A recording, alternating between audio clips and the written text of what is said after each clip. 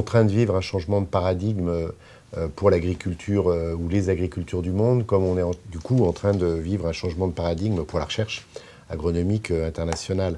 On est passé de ces années dites glorieuses, qui étaient effectivement d'un certain point de vue glorieux, puisque au moins dans les pays occidentaux, l'Europe, on a retrouvé une forme de souveraineté alimentaire entre les années 50 et 2000, avec aussi après pour d'autres continents une forme de révolution verte, basée sur l'intensification et une certaine forme de taylorisation. Donc on a considéré, on a réussi à augmenter les rendements agricoles dans beaucoup de productions, et on a touché les limites du modèle. Et plus on a avancé dans le 21e siècle, plus on s'est rendu compte des limites de ce modèle-là. Et quand on se projette à l'horizon 2050, on anticipe, évidemment, on l'a fait au niveau de la recherche, que ce n'est pas comme ça du tout qu'on va s'en sortir. Les grands défis de santé publique, des maladies de l'obésité, des maladies cardiovasculaires, des maladies chroniques du métabolisme qui touchent toutes les populations, on est en train on va pouvoir mieux les soigner grâce à cette connaissance sur le microbiote.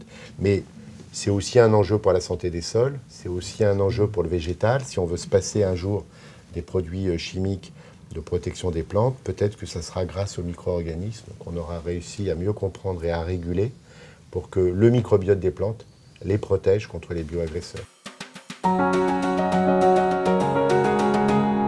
Il faut qu'on produise autrement et du coup, il faut qu'on retrouve cette diversité et qu'on soit capable d'adapter à la diversité des écosystèmes, des agricultures, qui seront des agricultures plus naturelles.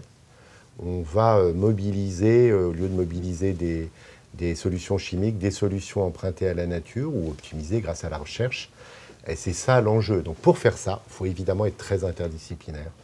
Et donc on va faire travailler encore plus qu'avant nos départements ensemble et nos compétences scientifiques de la santé des plantes, de la santé animale, de l'agronomie, de la microbiologie, des sciences économiques, des sciences sociales. On n'arrivera pas à faire les transitions de toutes ces agricultures si on n'a pas complètement intégré les enjeux sociaux et les enjeux économiques au choix des modèles de production. Sinon, on ira évidemment on ne réussira pas à entraîner et à faire bouger les acteurs. Pour Bleu Blanc Cœur, le fait d'avoir plus d'implication de l'INRA dans la gouvernance et dans la gouvernance scientifique de la démarche, c'est extrêmement fort. Ça va, j'espère, renforcer beaucoup la crédibilité de ce qu'on annonce comme obligation de résultat. Écoute, j'espère qu'on a été et qu'on sera encore un petit grain de sable dans l'édifice, dans la construction, pour passer de la perception des enjeux à la construction de solutions et et à la pas au transition pessimisme absolu. Voilà. Exactement. Le pessimisme de la raison et l'optimisme de la volonté, comme disait Gramsci.